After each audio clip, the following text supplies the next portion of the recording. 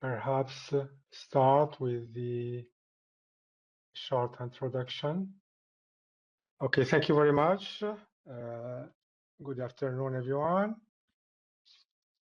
Now, it's a pleasure to welcome you to the session hosted by FFplus project.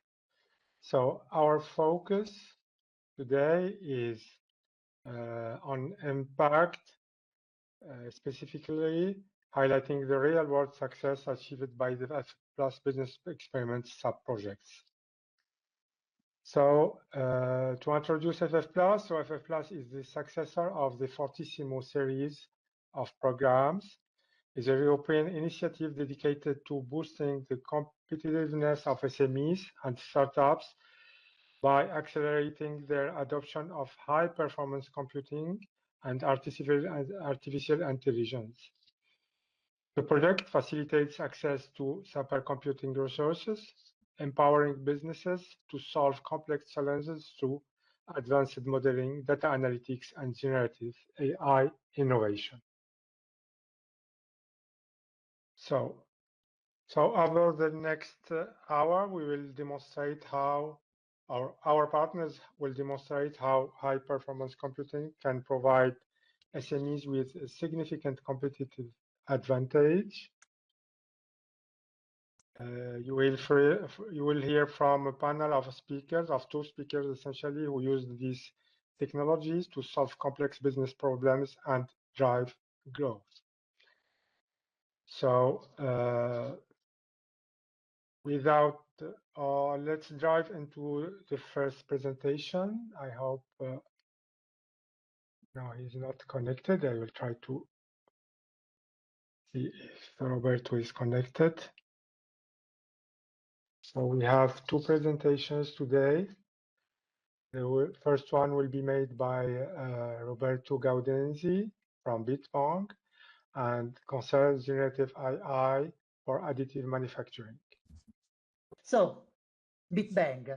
BitBang is a consulting firm that works in the data field. So we have more than 20 years of experience in data management, analytics, artificial intelligence. And in recent years, we also developed strong expertise in generative AI and large language model applied to real industrial use cases. In this project, we have worked closely with BIREX, that is a competence center here in Italy, is one of Italy's main innovation hub, and is specialized in big data and industry 4.0 and 5.0. And BIREX played the key role in the project by providing access to additive manufacturing data and by contributing domain expertise. So let's move to the problem that we have tried to solve. The additive manufacturing is a costly and time-consuming process because you are often working with high-value material like titanium, and a single print can run for many hours or even days for a complex piece. So when something goes wrong late in the process, the impact is huge because you don't just lose the part you are producing, but you lose a large amount of material and a lot of machine time. This is the reason why being able to predict failure early and stop a print before it's too late is absolutely critical. The data is available because during the printing process, a huge amount of data is generated, now including sensor signal, machine telemetry, and also a lot of images because the printer usually takes a photo for each printed layer. But what is still missing is a predictive model that is capable of handling this heterogeneous and big amount of data, especially if you need to create real-time or near real-time prediction because you want to detect anomaly during the production process. And these challenges is even more bigger for small enterprise, small and medium-sized enterprise, because they typically lack both the computational power that are required to, say, manage this data, but also the AI expertise that is needed to extract value from the information that the printer produce. So what's the solution we have tried to implement? We designed and developed a software as a service platform that is tailored for this specific problem. So the idea is to provide the final customer with the self-service access to a platform that contain pre-trained multimodal AI models that can operate directly on the data coming from the printer sensor. So the final user can connect their home data to the platform, and the platform apply pre-built-in and pre-trained model to the data. Since the AI technology is evolving very quickly, and also since that there are diversity needs from the customer, so not all the print are the same. I would say that all the print are different. We decided to adopt a multi-model approach. So we integrate a different model within the platform that can be selected by the users based on their task and the characteristic of the available data. One of the key focus of our development was generative AI. So we applied this technology to time series analysis. In particular, we explored the transformer-based model that can bring together sensor data and the images provided by the printer, so the layer by layer images. And the result was that bringing these two words together, so number and images, is very powerful to have a more complete and reliable view of what's happening during the printing process. In doing this, the high-performance computing was a fundamental enabler because it allows us to train and fine-tune complex Gen AI model that are the one required to compare and generate images.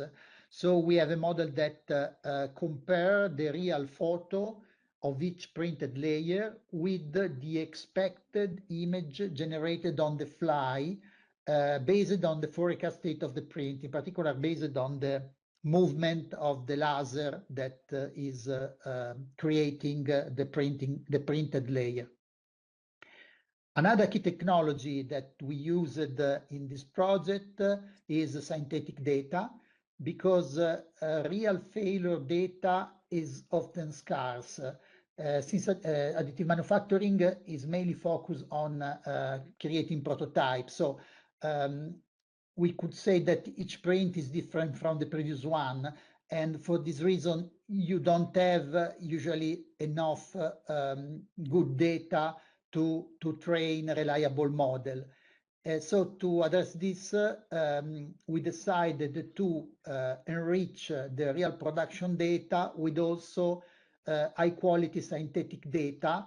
And in this way, the model was able to learn from a broader range of scenarios that would not be available in the data we had from the printer. So it was not easy to get from real printing data. And you can see it's very, very bad image, but this is an idea of what is in the left side of the slide, or what is expected in the platform. So you have the real data, the forecasting data, and the sort of let's say area of confidence of the prediction. So the main achievement of the project. First, okay, as I already said this, we have fine-tuned a foundational forecasting model for time series that are not so common, specifically fine-tuned for additive manufacturing, so for the specific sensor data that came from this kind of machine, using generative AI technique. This means that now we have a model that can predict the value of the main environmental parameter of a printing process during the printing process itself, and try to predict potential issue based on the, let's say, the prediction data. So can anticipate if the data are drifting toward a failure behavior. Second, we have learned how to use in an effective way HPC, so high performance computing, because in this way we were able to train this complex model and include in our platform also innovative model like diffusion model, generative adversarial network, and so on. So we were able to, let's say, experiment with the latest model produced in the field of time series forecasting. And this would be probably complex in a traditional infrastructure, in a traditional cloud environment, for example. We also gained a strong understanding of the additive manufacturing process itself, in particular on the data pipeline, so on the data that is produced during the process, and including also all the possible real world issue in data quality that you can have in real-time scenarios. So we had a lot of experience related to the data quality issue that you can find in this scenario. From a more technical and development point of view, we were able to adapt our coding and debugging practice to the high-performance environment, and it was not so easy, at least at the beginning, and learn how to work in a batch-based and non-interactive system. And also, we learn, as I said, to, let's say, manage all the challenge related to limited data, low data quality, and also misalignment across data sources. As I said, we have a lot of data from the printer, but it's not really easy to correlate in the correct way information coming from different sensors or different systems. So correlating printer data from environmental data and from the images produced by the printer is not always so easy. So facing all these challenges, we also learned a lot regarding this kind of issue. How we have structured our business proposal. So the initial idea was to create the platform and then give to the small and medium enterprise a sort of access with a base subscription or different level of subscription. But the idea was to create a pure self-service infrastructure with a sort of subscription fee. We have also, let's say, introduced in our business model idea like pay-per model, so enabling more model will cost a little bit more, or also additional high-value services like specific fine-tuning, something like this. During the development, we understood that the data quality and the data quantity issue and also the variety of the real use case of the real scenarios, both in terms of printing process, but also different between different model of 3D printer, make very difficult to create models that are robust enough to support a fully self-service approach. So as a result, we decided to evolve in some way our proposition into a platform that is now more a tool that help the customer to understand the potential of the solution. But then we propose also high-value services in terms of customization and fine-tuning of the solution for each specific requirement of the different users. So we propose also high-value services to customize the solution based on the data and the printing process of each different customer.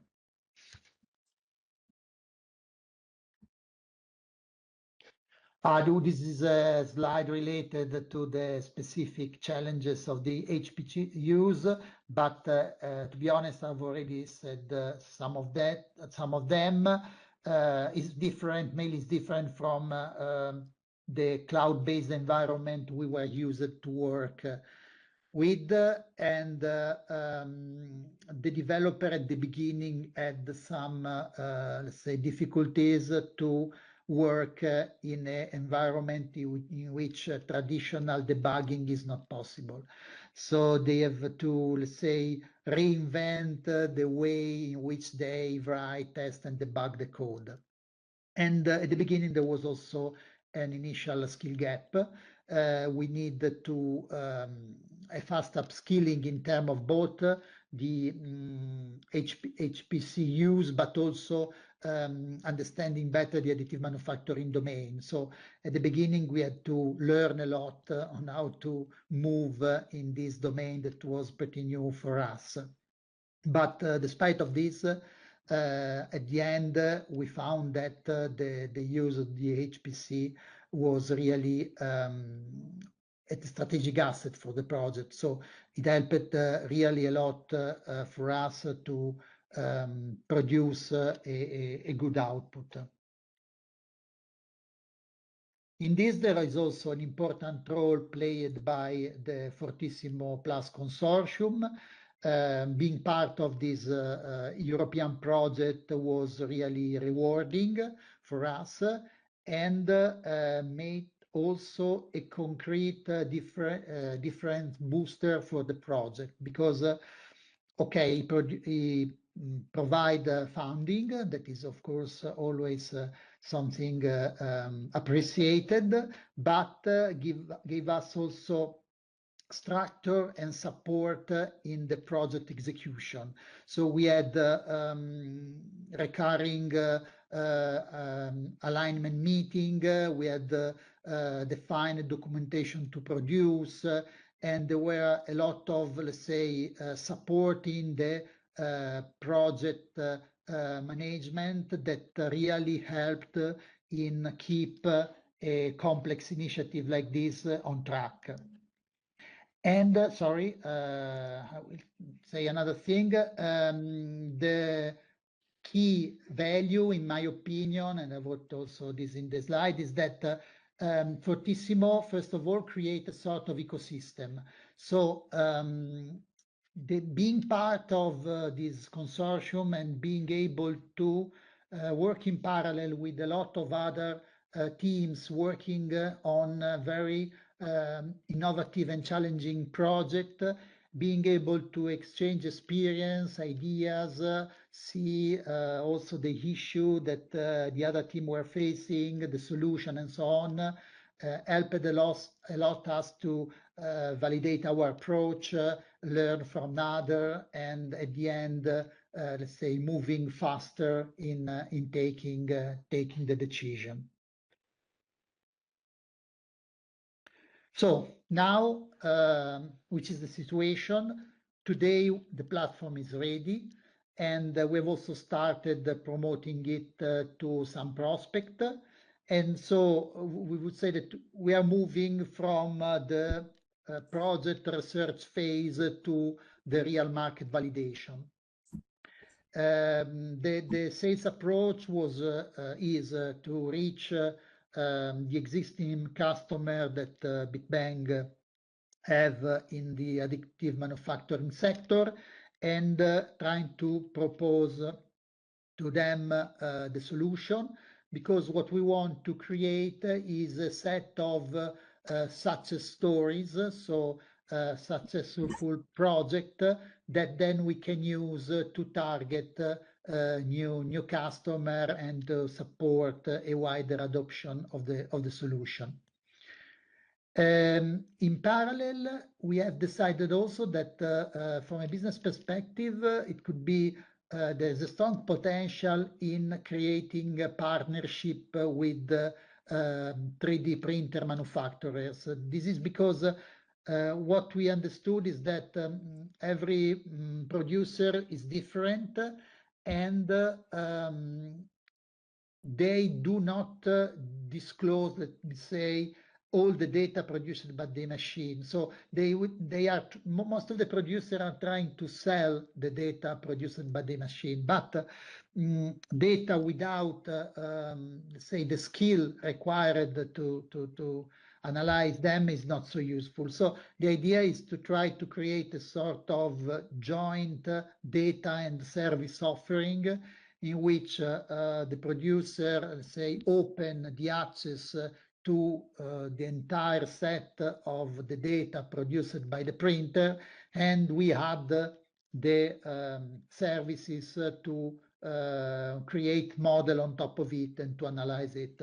So in our opinion, this joint offering can be interesting mostly for the small and medium enterprise, because it covers our need, that is the need to sell the services and the need of the manufacturer to sell the data, but also the need of the final user to be able to get value from the data that they are, let's say, purchasing from the printer.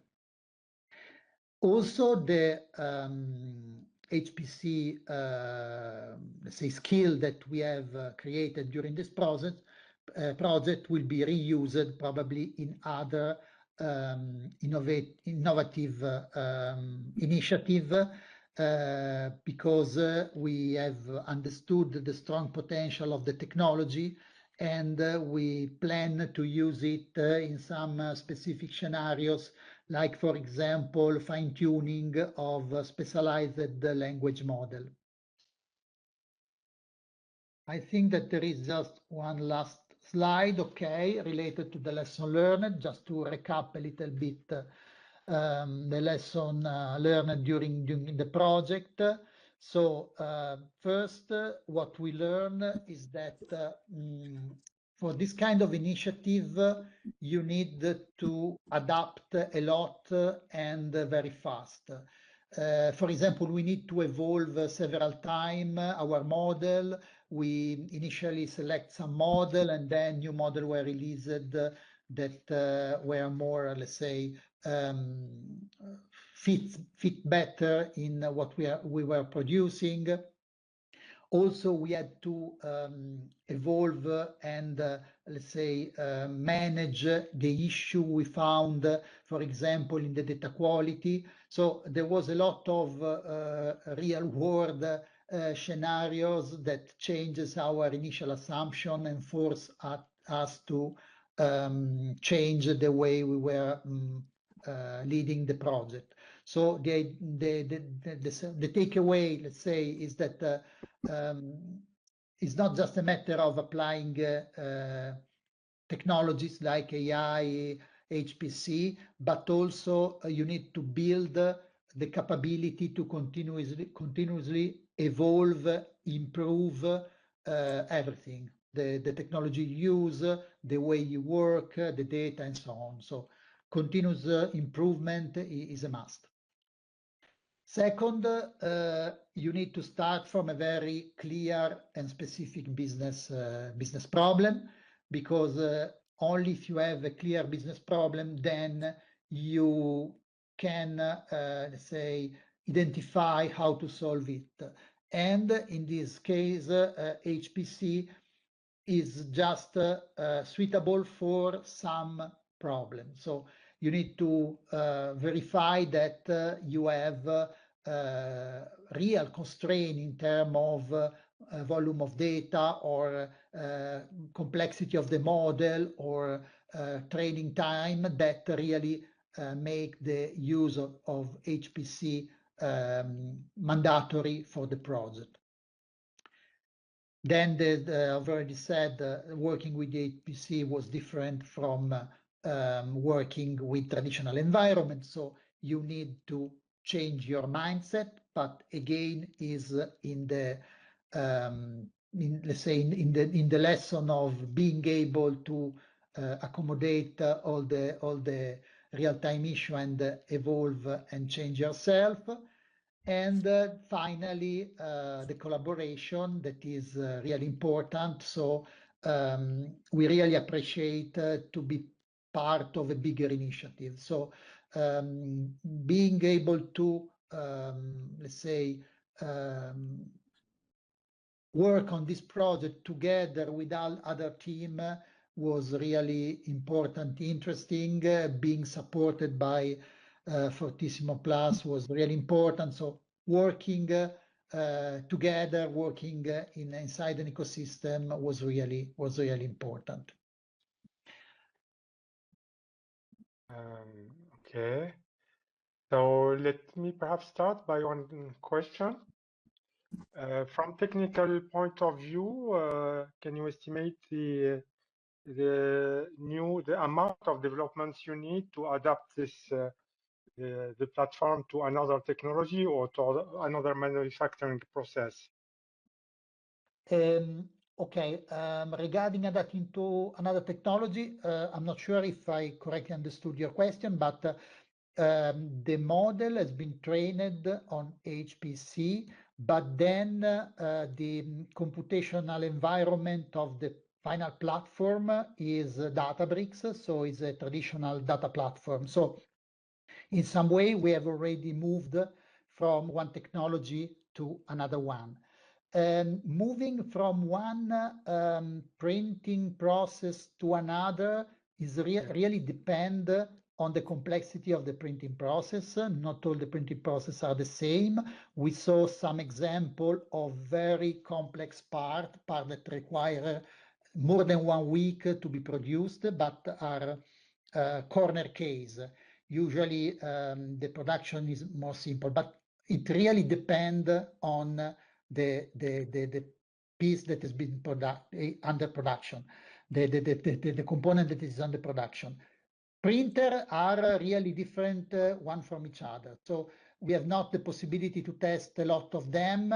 We just test 3 different manufacturers. And what we found is that apart from the very standard sensor information like temperature, humidity, and so on. But for example, regarding photos, the difference in between different models were huge.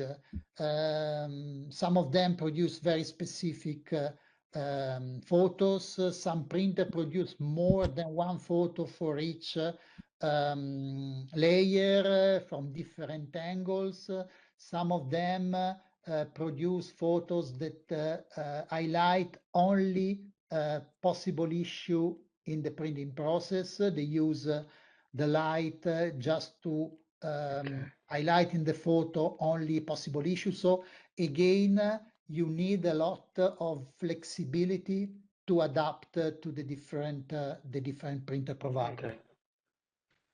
We have a question from Gautam Ghosh, who want to how difficult was it to access to HPC resources? Sorry, say again. How difficult was it to access to HPC resources? Okay, no, inside Fortissimo Plus, we had the possibility to access Leonardo, so the supercomputer here in Bologna, managed by Cineca. And honestly, the learning curve was very, very quick. So at the end, you just need to get the initial say the initial instruction on how to physically access the system, but then was super easy. You need to plan in advance the amount of computational power you need, but it's not really a problem. We had more issue in adapting to the batch execution way of make the computational part of the project. Was the real issue for the developer, but access HPC is not so difficult. Okay, thank you. We can keep the other questions to the end and move now to the second presentation, which is about AI-driven root weed detection and precision spot spraying for sustainable agriculture. So this addresses another sector than manufacturing. So this presentation will be made by Sojanya Kauzu. Sojanya leads business development at FFplus, a Danish precision agriculture SME specializing in AI-driven field scanning and spot spraying technology. She has been responsible for the commercial strategy and stakeholder engagement and project management of the Airweeds PSS experiment throughout the FFplus program. Hi everyone, I'm Saujanya and I represent 1316 project of FFplus, which is run by Popland and another company called DCube.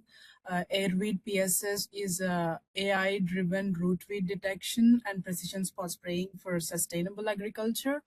Yeah, a lot of words. I'll tell you in a bit what it is. And I'm originally from India. I've been working in agriculture and technology space for a while. And Popland is a very young startup that was born in Denmark in 2022. And yeah, we sorry, we are the main partner of the consortium, and we worked along with a Greek company called DCube. They have similar solution like ours, but they helped us only the model design and data analysis part in this project. Unfortunately, my partner couldn't make it to this meeting, but what we did. So this picture you see here, the sensor, Popland, it says that's what we manufacture.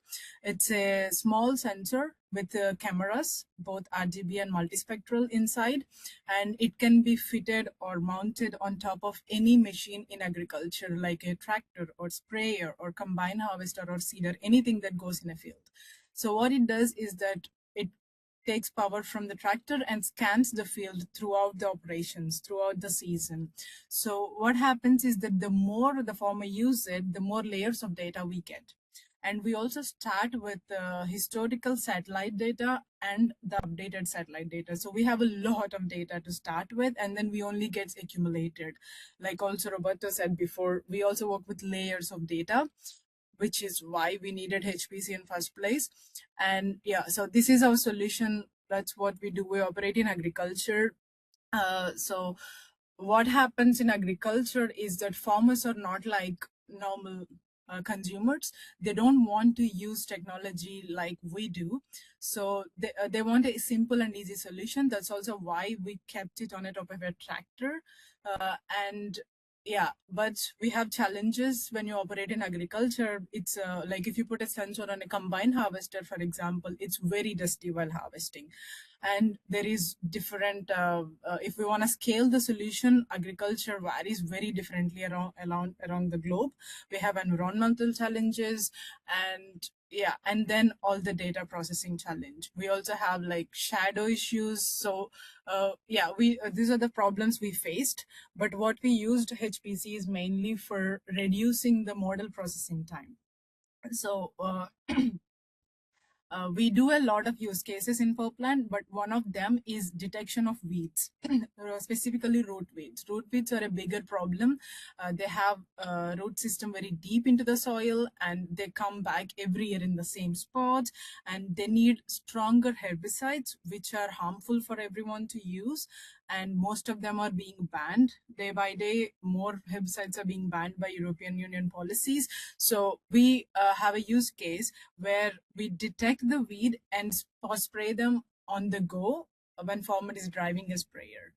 So that means, like, we again root weeds come again in the same places, so which means we also accumulate layers of data of how the weed is growing up. And if you don't process the model at the right time and hit the spot, so the spot spraying is kind of doesn't work for the farmer. The solution is kind of not proven, right? So that's what we really used HPC for, to improve the speed of model processing. So we hit the precision spraying well.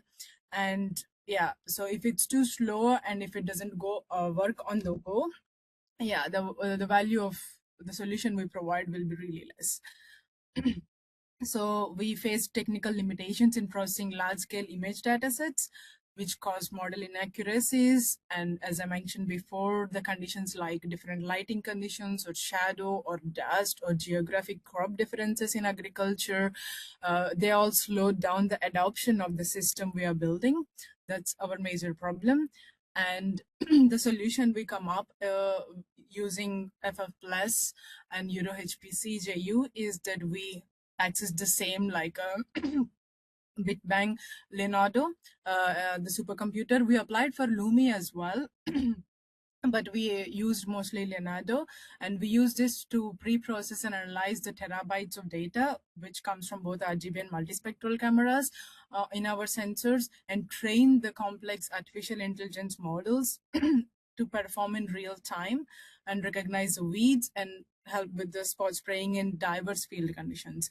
So what does HPC give us is that faster training. We noticed 50% faster training of our models and up to 60% improvement of prescription accuracy. By supporting semi-supervised learning, advanced pre- and post-processing for light, dust, and knowledge distillation for edge computing, we worked around 9 to 15 kilometers of driving speed of machines in the field when they're spraying, and yeah, it worked well. So our main achievements, the image you see on the top is from a tractor, how it detects the root weeds, the sensor when you when you train your models. And behind that, if you have a sprayer, it sprays at the same spots where it's detected. So when you compare it with the blanket application, we notice a 90% reduction, and which is a lot of cost savings in itself. And the other way to do it, at least in Denmark and Nordics, is nowadays with drones.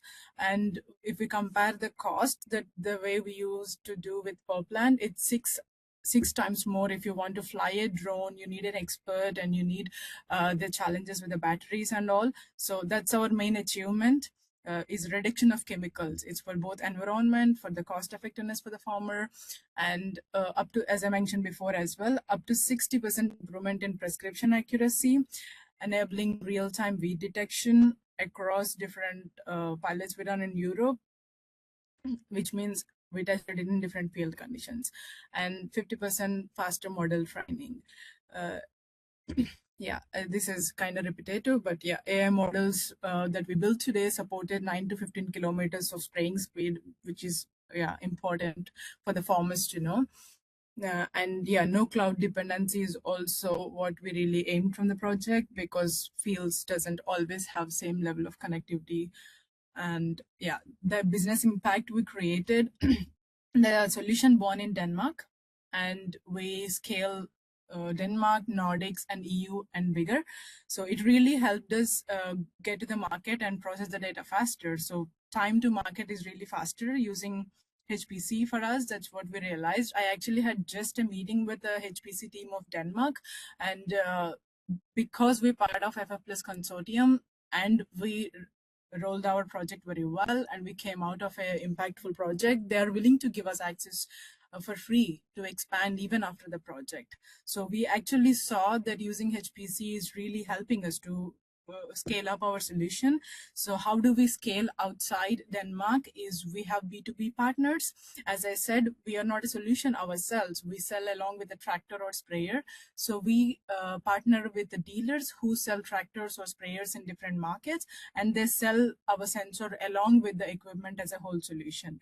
We have around 12 dealers as partners today around Europe, and we're also running pilots with some of the big equipment manufacturers, and we are looking into that channel as well, if we can already incorporate in tractor manufacturing or sprayer manufacturing these sensors, so farmer get it as a prescription, a solution that comes along with the implement itself. So we are really ready to scale up this year, and we are continuing to get the HPC access. We're going to apply for it again, and we have big things happening coming years. We are aiming at least 700 sales in next 5 years. It's also, besides helping it farmer with the herbicide reduction, there is a lot of pressure from European Union, also in Denmark and in whole Europe, to reduce the chemicals in agriculture. And they also introduced carbon tax based on how much chemicals you use on the farm or how much carbon you remove from the soil. So we are trying to build a whole system, like a foundational model. This is the next step after FFplus. We're trying to build a foundational platform with different use cases, using HPC again as for all the use cases in the model. And that gives farmers easy way to report for their sustainability goals and for the authorities to check what farmers are doing in a simpler way. Some of the challenges we faced while accessing Euro HPC is that it's surprising. Actually, it took really 2 to 3 months in the beginning to get access, which is quite long. While now, after finishing the project, when I had meeting with the Euro CC Denmark, they said you can get access in 10 days. So I'm not sure if we did something wrong, but I would say that you should apply as early as possible if you want access to HPC. And because we operate in agriculture, we are a bit seasonal on using the full capacity that we applied for. That's something on our end we noticed. And it's a little bit difficult to get access, or maybe it's, at least we felt it that way. Accessing the HPC is difficult because of security rules and all that. And edge devices have limited power, so running very large foundational model is hard, and we want to avoid heavy data annotation on our end. And we didn't manage to use the full TB, full 4 TB that we applied for. And outlooks on next steps, I already said it before, right? We are trying to scale up, and we're using our B2B partners, and we're expanding our access to HPC to use the to get most out of what we built so far, and also to technically we are building a whole foundational model, not just weed detection. It's our next step, with so many use cases and expanding to more crops and more regions. And business-wise, we are building B2B partnerships and OEM partnerships to expand into other countries. We're also looking already outside Europe, like in US and Brazil and Argentina. So we're rapidly transitioning from direct sales to volume distribution through strategic partnerships with major dealers and OEM partners. Thank you. Maybe I finished way too early, but if you have any questions, I'm happy to answer that. This is our cool team, as you can see. And besides the project and the management and all that, like, it went very smooth. I'm someone who handles a lot of EU-based grant projects for Popland with European Space Agency and grant solutions and all that.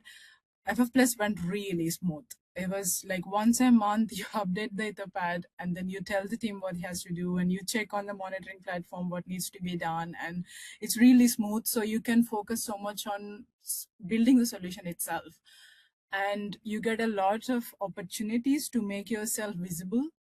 They have, because it's a lot of partners together as a consortium themselves, right? FFplus, and also it's an EU space that we did a lot of PR material with FFplus as well, which is something that I really liked, and just want to mention that probably you also want to take advantage of that. Thank you, Sojanya. You're welcome. We have a question Yes. from Gautam. So can you explain the security reason limitation for HPC resources? Well, I think it's mostly while applying.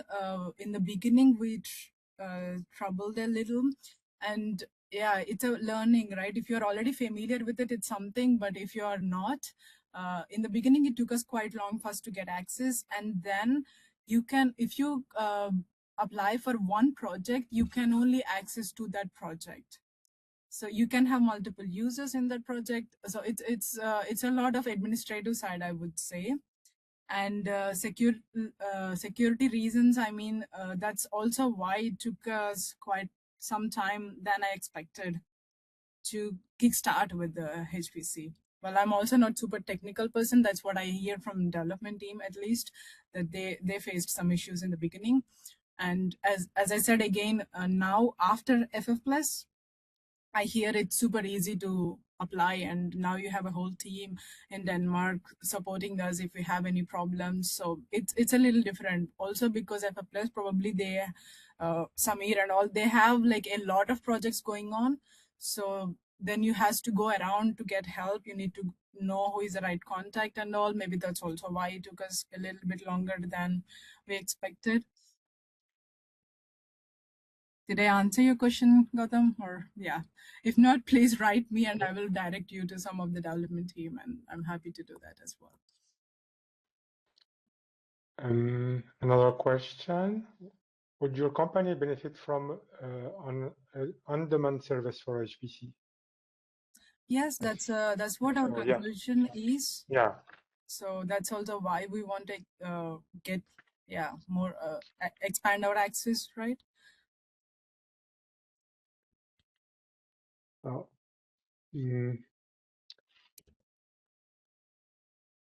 Can you have you a long-term need to use HPC, to continue using HPC, and this is your first experience, I think, in HPC. With FFplus, it's the first. Samir. So with the FFplus, what is? Yeah. Sorry. Do you have any other needs to use HPC in the long term, or other projects to continue using HPC in the long term? Yeah, as I mentioned, I just had a meeting with the EuroCC Denmark. Okay. Through Guy from FFplus. We want to expand the access to HPC because we noticed it really helped us. And yeah, if we calculate, if we pay for it, it won't really cut off. We're still a startup. So we explored other options to get free access. And I found out that we can, apply again, not through FFplus, but just to EuroCC for the access to HPC. And yeah, they're really willing to help us. And okay, good. Thank you very much for this nice presentation. Welcome. If there is other questions, please. If